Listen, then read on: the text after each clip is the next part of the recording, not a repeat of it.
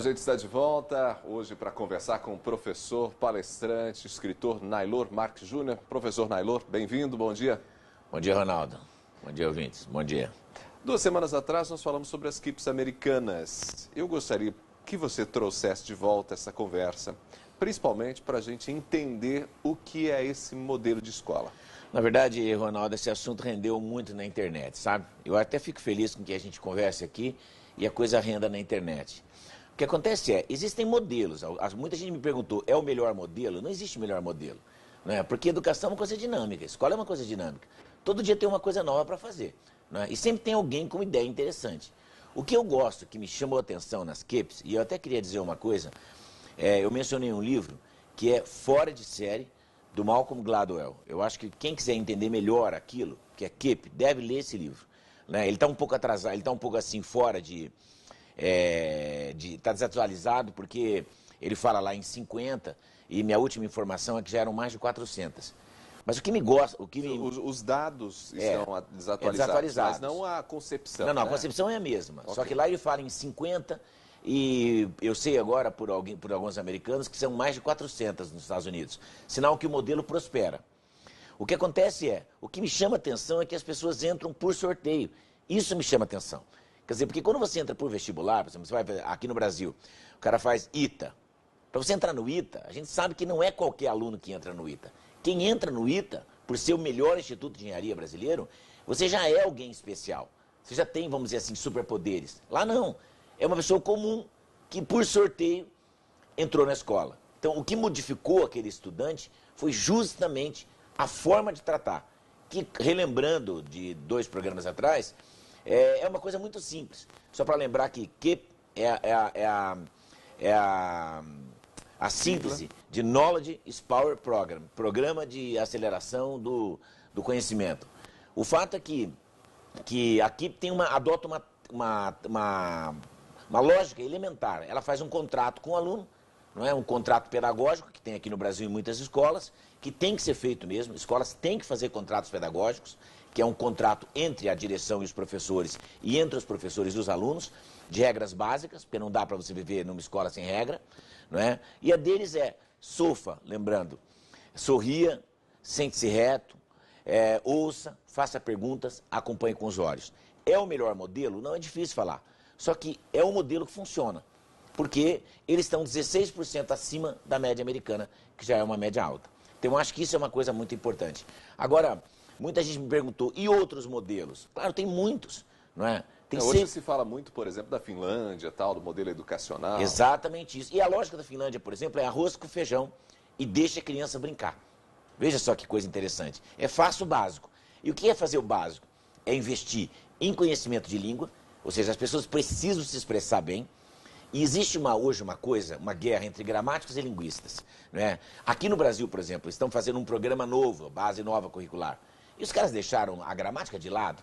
Quer dizer, é um absurdo, né? Essa história, essa conversa fiada, comunistória de que você tem que deixar a criança se expressar livremente, do jeito que ela quiser, pode ser muito bonito na teoria. Na prática, você sabe muito bem. Vão arrumar os melhores empregos quem se comunicar melhor. Quem escrever corretamente, quem souber construir um bom texto, quem tiver um vocabulário maior, portanto, quem lê, quem entende gramática, quem entende comunicação. Então, isso tudo é muito lindo, falando nos seminários de educação. Na prática, no mercado de trabalho, que é o que nos interessa, o mercado vai separar quem fala melhor de quem fala pior. Isso é um fato, de quem escreve melhor de quem escreve pior. Quem se comunica melhor de quem se comunica pior. Então eu acho que a escola tinha que estar com o olho antenado no mercado de trabalho. As pessoas acham que isso é capitalista, mas isso é realidade. Você sabe, eu sei, e boa parte das pessoas que estão nos ouvindo sabem também.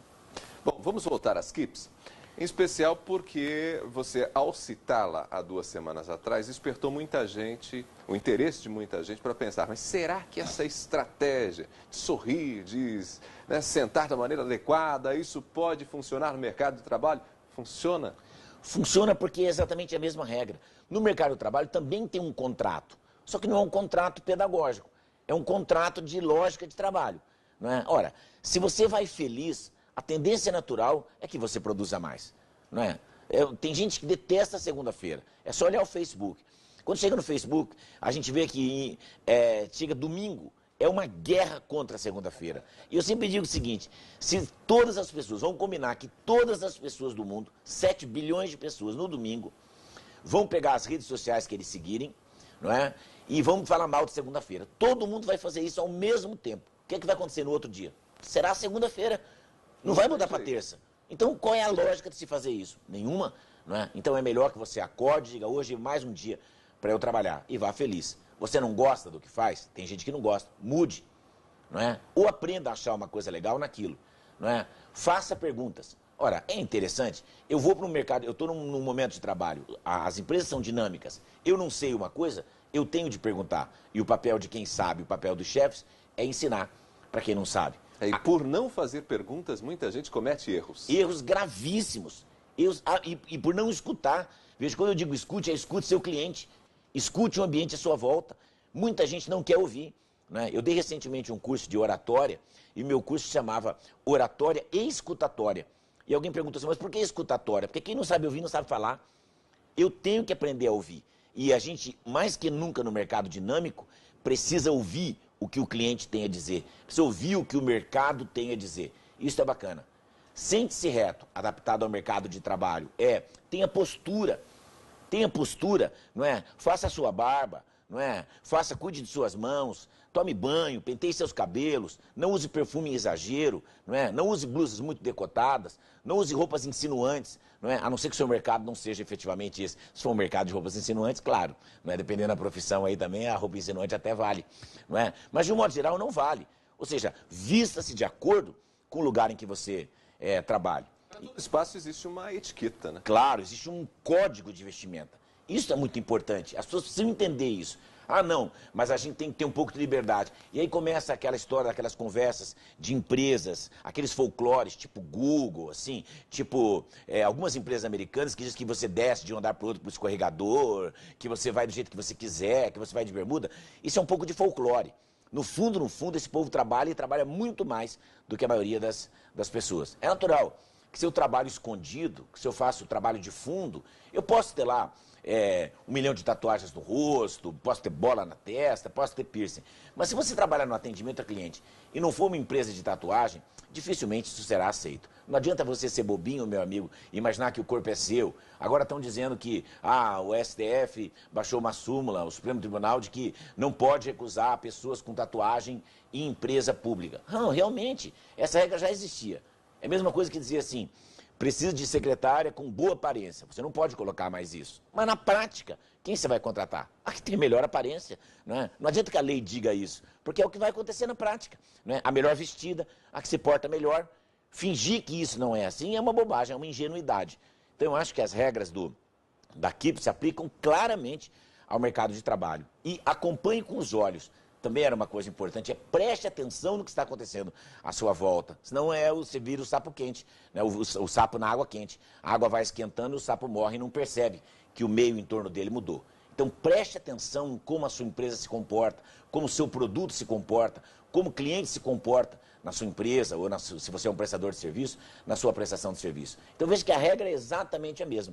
Só que no lugar de um contrato pedagógico, o que nós temos é um contrato de trabalho. Olha, eu vou dar um exemplo aqui, Ronaldo, muito simples que está acontecendo agora. De novo, eu vou apanhar, porque não pensa que eu só recebo elogio, não, porque eu também apanho lá na rede. Pode bater quem quiser bater, não tem problema não, você tem que entrar na fila. Nós estamos vivendo uma greve de bancários. Repare o seguinte, bancário é uma profissão que não tem mais futuro. Pelo menos o bancário como nós conhecemos, o bancário de agência. Sempre vão existir bancários, não é? Mas desse jeito que nós conhecemos, não. Então, quando você entra numa greve, você percebe claramente que você está sem sintonia com o mundo à sua volta. Você não acompanhou com os olhos. Por quê? Porque eu não vou ao banco. Quem vai ao banco? Só vai ao banco velho. Né? Mas qual é a tendência dos velhos? Daqui 20 anos, esses velhos não vão mais. Simplesmente porque eles não existirão. Essa que é a verdade. Essa gente jovem já entra plugada. O cara quer fazer o quê? O que o menino quer? Ele quer usar o celular, ele quer usar o computador, né? Ele quer usar o caixa eletrônico. Não precisa de gente.